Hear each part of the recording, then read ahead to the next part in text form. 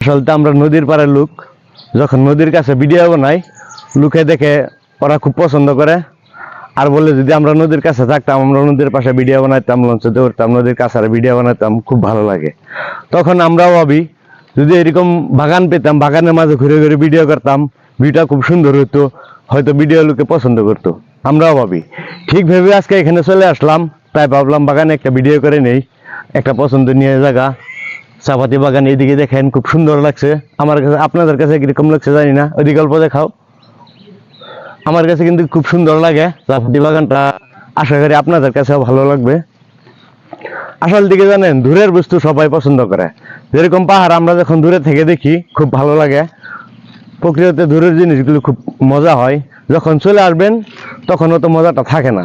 যেরকম পাহাড়ের দূরে থেকে দেখতে খুব সুন্দর, যখন পাহাড়ে যাবেন ওইখানে কি পাবেন, শুধু জঙ্গল, উঁচা উঁচা পাহাড়, এতটুকু মজা লাগে না।